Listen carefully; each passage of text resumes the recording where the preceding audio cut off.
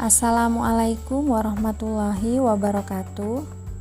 Pembelajaran kali ini adalah lanjutan dari pembelajaran 1 dari tema 3 subtema yang ketiga. Pada pembelajaran sebelumnya, kalian sudah membaca teks eksplanasi pensil si kecil yang amat penting. Pada teks tersebut terdapat beberapa kata yang bercetak miring, dan kalian juga sudah menuliskannya.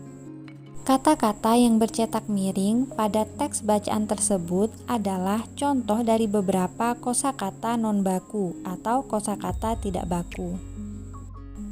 Tahukah kalian apa itu kosakata baku dan kosakata non-baku? Agar kalian lebih paham, coba kalian simak baik-baik penjelasan berikut.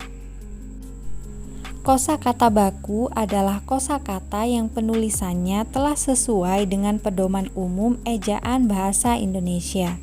Sebaliknya, kosakata non-baku adalah kosakata yang penulisannya tidak sesuai dengan pedoman umum ejaan bahasa Indonesia. Kosakata baku wajib digunakan dalam tulisan atau percakapan pada acara-acara resmi. Kosakata non-baku boleh digunakan dalam bahasa percakapan yang tidak resmi, seperti saat kita berbicara kepada teman dalam kehidupan sehari-hari. Di antara kalian mungkin masih belum bisa membedakan mana kata baku dan mana yang kata tidak baku, apalagi ketika digunakan secara bersamaan. Sebenarnya, kata baku adalah kata yang pemakaiannya disesuaikan pada pedoman atau kaidah bahasa yang sudah ditentukan.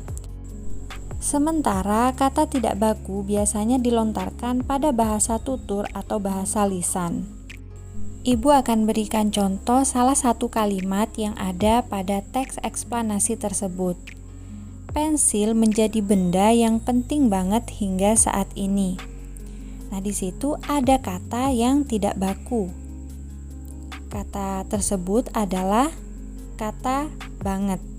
Seharusnya kata baku yang harus digunakan adalah pensil menjadi benda yang sangat penting hingga saat ini. Jadi kata banget kita ganti menjadi sangat. Coba sekarang kalian tuliskan kembali kata-kata yang bercetak miring pada teks eksplanasi tersebut. Kemudian kalian cari kosakata bakunya dari kosakata yang tidak baku tersebut. Listrik merupakan salah satu kebutuhan pokok yang wajib ada di era serba digital seperti sekarang ini. Listrik dari pembangkit-pembangkit besar harus disalurkan ke masyarakat melalui beberapa cara. Hal yang setidaknya harus kalian ketahui adalah bagaimana bisa listrik menghidupkan seluruh peralatan di rumahmu, misalnya saja lampu. Listrik harus dialirkan melalui kabel-kabel yang keseluruhannya dihubungkan ke sumber tegangan listrik berupa colokan. Kabel-kabel tersebut dirangkai secara seri maupun paralel. Rangkaian seri adalah rangkaian listrik yang seluruh komponen atau beban listriknya disusun secara berurutan. Sementara rangkaian paralel adalah rangkaian yang seluruh komponen atau beban listriknya dirangkai secara berderet. Jika kalian perhatikan, pada kedua gambar tersebut, jumlah kabel penghantar yang dibutuhkan pada rangkaian seri lebih sedikit atau hemat kabel, sehingga menimbulkan biaya pemasangan lebih murah dibandingkan rangkaian paralel. Pada rangkaian paralel, kabel yang dibutuhkan lebih banyak, sehingga biaya yang dibutuhkan lebih besar daripada pemasangan atau pembuatan rangkaian seri. Pada rangkaian seri, apabila salah satu lampu putus atau padam, maka lampu yang lainnya akan ikut padam. Dan juga, lampu yang dirangkai secara seri tidak bisa menyala sama terang. Hal itu karena tegangan yang ada di setiap lampu berbeda-beda.